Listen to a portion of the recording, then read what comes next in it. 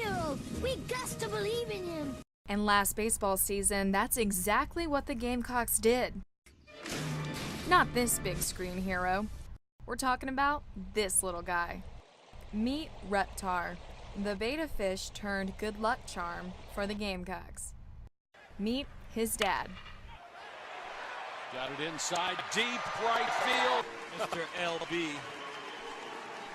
I didn't even like him at first. I was like, oh my gosh, this fish sucks. But soon, the two would become inseparable. I took him on the road trip to Auburn. I just brought him on the bus. Everybody was kind of making fun of me for bringing him, like, what are you doing? And then like I said, we thought of Fear the Fish, and I took a picture of him in the hotel room with, like, I put my hat on him in his little tank and just tweeted, Fear the Fish. And the phrase stuck. Christian Walker in the Saturday game at Auburn hit a big double. He did the fin, he was the first one to do it. And then by the Sunday's game, the reporters asked me what it was. By Tuesday, there were t-shirts made, and then it just kind of blew up from there. Pretty soon, you couldn't mention the Gamecocks without hearing about the famous fish behind their winning streak. You ever buy a fish thinking he's going to be famous? Fear the fish! With a Twitter page of almost 3,000 followers, t-shirts selling out everywhere, even songs written about him. The team went to Auburn for a 3-day game. LB brought his fish because they weren't in the same. He got so far. His name is Reptar. He lives in a jar. He's our new star. They got the fear of the fish. Reptar was the most famous fish in Gamecock country. From this small pet shop in 5 Points. It's pretty cool to, knowing that we sold them here with our betas, such famous fish. It's pretty cool for a little pet store like this. To the College World Series, Reptar's bucket, or rather, toilet bowl list was getting checked off. But everything changed one summer afternoon.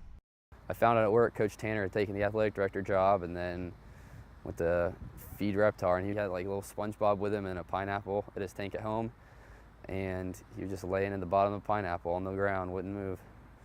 Reptar was buried somewhere within Carolina Stadium, but unless you're LB Dantzler, Pat Sullivan, or Nolan Belcher, you won't find out where that is. Actually, kind of funny, before we were captains, we all came out and buried him that night. And the captains thought Reptar deserved more than a toilet bowl ceremony. I don't know, I just felt like flushing was a little disrespectful.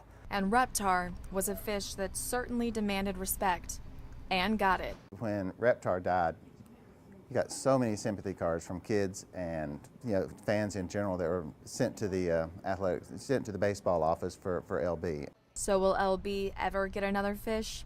I have entertained the idea. Or will the Gamecocks have to count on a new superstition?